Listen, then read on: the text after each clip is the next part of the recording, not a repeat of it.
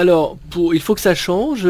Concrètement, qu'est-ce que vous avez essayé de faire? J'imagine que ça n'est pas terminé, c'est pour cette raison que vous êtes à nouveau candidat, pour recoudre ces quartiers, pour unifier la ville.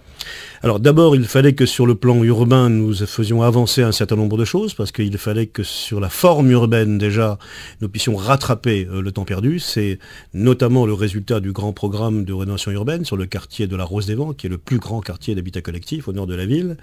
Il est en passe de se terminer, puisqu'en 2015, nous aurons achevé ce programme de rénovation urbaine. Alors de quoi important. s'agit-il précisément? Alors, vous avez abattu des immeubles, vous en avez construit d'autres? Abattu une douzaine de tours, il en reste encore 2 avec un gros bâtiment à abattre. Je viens d'obtenir il y a quelques mois du ministre de la Ville, Lamy, les fonds pour parachever complètement la rénovation urbaine.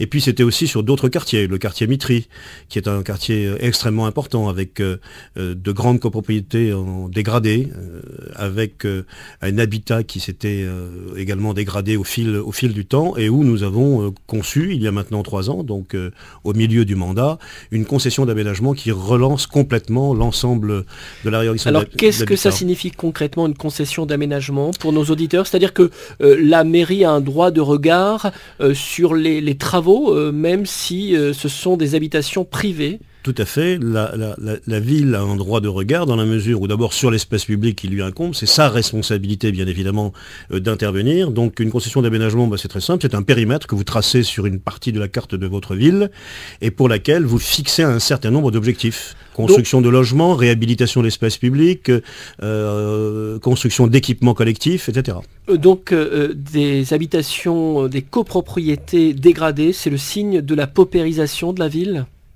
Oui, c'est évident que c'est un signe de paupérisation de la ville. Pourquoi? Parce que lorsque le prix de location baisse, notamment parce que des difficultés se font jour, les marchands de sommeil fixent leur attention et tout simplement plantent leur croc sur ces copropriétés.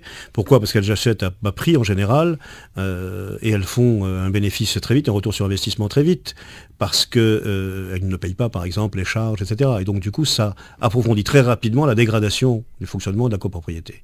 Ce qui est arrivé pour notamment la copropriété de Damoré, qui est sur le site de Mitry et qui comprend 920 copropriétaires. Donc ça veut dire qu'il y a des copropriétaires qui n'ont pas toujours les moyens de payer leurs charges. Ça signifie quoi concrètement? Ça veut dire des problèmes d'ascenseur en panne, des habitations qu'il faut rénover, et comment vous contribuez à améliorer ces quartiers?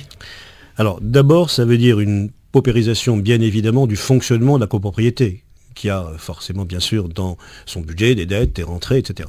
À partir du moment où les charges ne sont pas payées par un certain nombre de gens indélicats, et que ce nombre de gens indélicats qui viennent justement pour faire les marchands de sommeil ne payent jamais, vous voyez, la dégradation des capacités financières de copropriété va très vite. Donc là, vous faites référence à des propriétaires indélicats et non pas à des, je dirais, des concitoyens qui sont dans la difficulté. Alors il y a 2 choses. Il y a d'abord les copropriétaires indélicats. Ceux qui se fixent un objectif, à chaque fois qu'il y a un lieu propice à leur investissement, ils le font. Et encore une fois, la dégradation va très vite. Mais il y a aussi, compte tenu de la situation économique, des difficultés de la vie, bien évidemment, des familles qui ont acquis, parfois avec un budget qui était extrêmement limite, et compte tenu de la difficulté à se loger, parce qu'on ne trouve pas de logement locatif. Donc des victimes de l'endettement, du surendettement, voilà, par exemple. Des victimes de l'impossibilité de se loger à prix raisonnable dans le collectif, locatif, et qui tentent l'aventure, parce qu'ils pensent, mal conseillés d'ailleurs, que finalement en rajoutant 200-300 € à ce qui correspond à leur effort locatif normal, vont pouvoir acheter. En réalité, il y a loin de la coupe aux lèvres et très rapidement, bien sûr, la réalité des charges, les difficultés d'une copropriété dégradée les amènent à ne plus pouvoir suivre. Et donc ça rajoute et ça accélère évidemment la dégradation et la difficulté de la copropriété en question.